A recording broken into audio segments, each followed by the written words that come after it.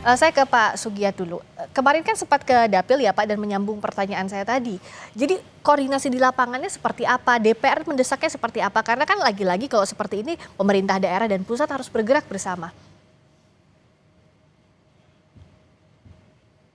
Dan hari Kamis ketika puncak-puncaknya hujan yang sangat deras beberapa hari di Sumut, saya berada di Kota Medan. Ini ambil contoh misalnya di Kota Medan. Ya. Pada saat itu kita sudah dapat banyak pengaduan, misalnya rumah mereka sudah tenggelam dan beberapa orang tua yang itu tidak mungkin mereka menyelamatkan diri sendiri, perlu evakuasi lah. Ya. Tapi kita agak kesulitan misalnya melapor ke pemerintah daerah, pemerintah provinsi, apalagi pusat ya, karena ya tidak mungkin kita misalnya mengevakuasi tidak ada perahu karet misalnya kan. Saya pikir ini menjadi kelemahan besar terkait dengan mitigasi pra bencana. Memang tidak ada kesiapan yang sangat signifikan dari pemerintah kita terkait dengan bencana ini, itu agak kesulitan. Lalu yang bisa kami lakukan sebagai relawan, kami kan relawan punya kekurangan sendiri. Tadi dikatakan bahwa kolaborasi betul, tapi ada porsinya masing-masing. Misalnya kami lah sebagai relawan, yang bisa kami lakukan pada saat bencana ini paling menyiapkan kebutuhan pangannya, itu pun terkendala dengan proses distribusi yang lapangannya itu tidak bisa kita tembus. Ya. Itu di Medan. Saya juga ke Langkat misalnya, ada beberapa kecamatan yang itu beberapa hari terendam banjir. Kita sudah kumpulkan kebutuhan pangan, kebutuhan pakaian, tapi karena memang letak lokasinya yang memang betul-betul tidak bisa ditembus, kita problemnya di situ. Ya. Nah, ini masukan ke depan supaya tidak terulang seperti ini lagi di daerah. Mungkin kita tidak mendoakan ya, tapi ketika terjadi bencana, minimal kabupaten kota itu punya perahu yang bisa mengevakuasi atau punya alat transportasi ketika bencana itu bisa masuk ke situ supaya minimal mewajibkan mengevakuasi warga. Ya. Lalu yang kedua, mendistribusikan kebutuhan pangan, kebutuhan pakaian.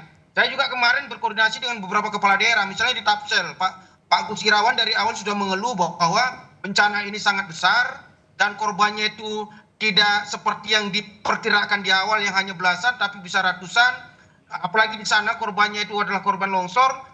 Proses evakuasinya sangat terkendala ketika tidak ada dukungan peralatan yang memadai. Saya pikir izin yang punya kemampuan untuk itu, saya pikir dalam konteks institusi negara itu seperti BNPB, Basarnas tadi dikatakan, juga TNI.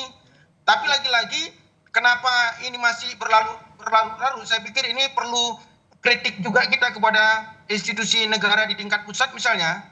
Ada yang menganggap di awal-awal, mohon maaf ya, di awal-awal BNPB menganggap bencana ini seperti sepele, hanya mencekam di media sosial saja seperti yang dikatakan oleh Kepala BNPB. Tapi di lapangan yang kami temukan bencana ini sangat mengerikan sekali.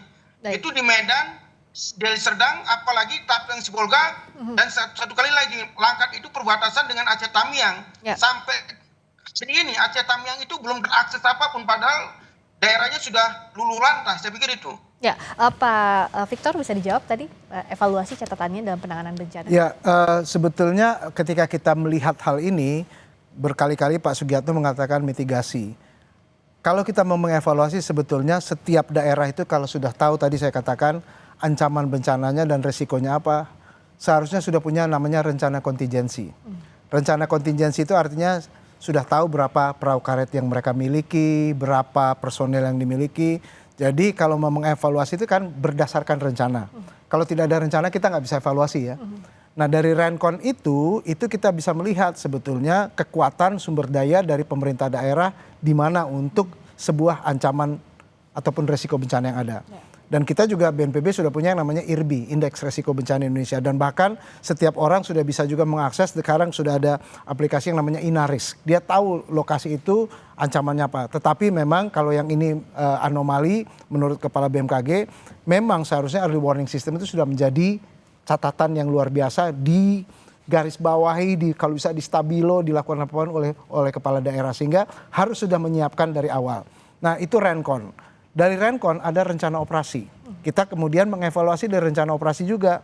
Rencana operasi inilah yang kemudian membuat kita, oh ini memang yang harus kita lakukan. Ini yang tidak. Nah selain itu kita juga punya berbagai macam model untuk kalau Pak Sugiatno mengatakan berbagai macam. Itu ada yang kita namanya penilaian ketangguhan desa. bahkan turun sampai ke desa, Mbak. Artinya itu kita ada juga katalog ketangguhan. Nah ini harusnya referensi ini sudah cukup. Bisa dilakukan, tetapi bagaimana kita mempunyai pengetahuan, kita sudah punya melakukan apapun juga, bagaimana mengimplementasinya untuk membangun ketangguhan masyarakat di mana seorang kepala daerah bertanggung jawab. Ini amanat Undang-Undang Dasar 45, melindungi tanah tumpah darah, dan sudah tentu level ke atas provinsi dan pemerintah pusat mendukung dan kemudian mensupport sebisa mungkin untuk membangun ketangguhan itu. Terakhir Pak Dodik, agar ini tidak berulang, sebenarnya kan pertanyaan banyak pihak, bisa atau tidak fungsi lingkungan ini dikembalikan? Kalau melihat kerusakannya saat ini sudah terlihat masif. Ya, jadi itu tergantung dari kondisi lingkungannya sendiri. Jadi lingkungan itu punya namanya tolerance ya, ada namanya limits. Kalau dia sudah melewati batas irreversible tentu saja sangat sulit untuk dikembalikan. Tetapi begini intinya sebetulnya dalam tata kelola lingkungan ini yang harus kita perbaiki khususnya di Indonesia itu kita jangan berlandaskan pada asumsi-asumsi umum. Jadi seringkali kita membuat peraturan tentang lingkungan itu dasarnya itu umum. Kayak misalnya nggak boleh nebang pohon 50-100 meter di bantaran sungai, kiri kanan sungai. Itu kan aturan umum.